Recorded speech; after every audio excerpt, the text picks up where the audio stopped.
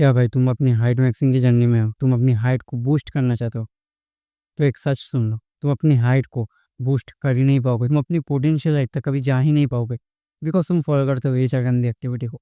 और ये चरगंदी एक्टिविटी डे बाई डे तुम्हारी हाइट को स्टंट होने में मदद करती है। And I am not here for wasting of time. So coming to the first point is sugar. मेरा भाई तुम्हें एक चीज़ जानना ज़रूरी है, हमारी ह्यूमन बॉडी में कोई भी एडिड शुगर की ज़रूरत नहीं है।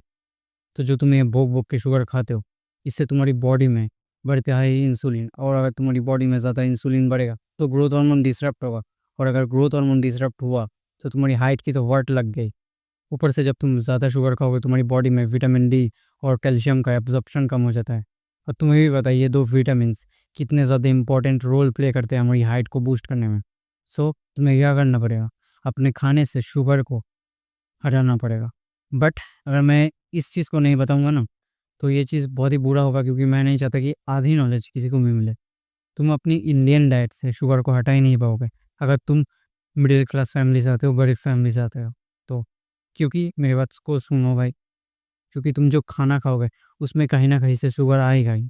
तो तुम्हें बस उन चीज़ों को हटाना पड़ेगा जो चीज़ तुम बाहर से पैकेजिंग में खाते हो। लाइक बिस्किट को हटाना पड़ेगा, हैप्पी हैप्पी को मत खाओ भाई, लीची ड्रिंक मत पियो, थम्स अप कोल्ड ड्रिंक को टाटा बाई बाई करो। इन सभी चीज़ों को भगाना पड़ेगा, तो तुम्हारा एडिड शुगर जो बाहर से गंदा शुगर होता है वो कम हो जाएगा। Coming to the next point is sleep. तुम टीनेजर हो, तुम पे बहुत सारे टेंशन है, पढ़ाई का टेंशन, गर्लफ्रेंड बनाने का टेंशन, और इसी टेंशन की वजह से तुम रात के देर देर बजे तक उस लड़की से बात करते हो जो लड़की तुम्हारी कभी होगी भी नहीं।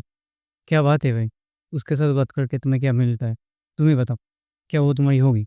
अगर चांसेस एकदम 100% है, ज़रूर भाई। 99% है, ज़रूर भाई। बट अगर चांसेस 1% है, तो तुम बताओ उसके पीछे टाइम वेस्ट करके तुम अपना क्या अच्छा कर रहे हो? अगर तुम अपनी स्लीप को पूरा नहीं करोगे तो तुम बाद में सो जाओ भाई। 10 घंटे, 12 घंटे, 13 घंटे, 14 घंटे, जितना सोना है सो जाओ। लंबा तुम हो नहीं पाओगे। प्रैक्टिकली बोलूँगा भाई, 8 से 9 घंटे की स्लीप लो, क्योंकि 12 से 13 घंटे तुम सो नहीं पाओगे। क्योंकि तुम इंडिया में जन्मे हो भाई, तुम पे पढ़ाई का टेंशन है, तुम्हें सुबह उठ के ट्यूशन जाना होगा, तो तुम 12 घंटे कहाँ से सोओगे? ऊपर से तुम्हें स्कूल भी जाना होता है। तो 8 से 9 घंटे की स्लीप लो। 8 से 9 घंटे की स्लीप भाई इजीली हो जाती है।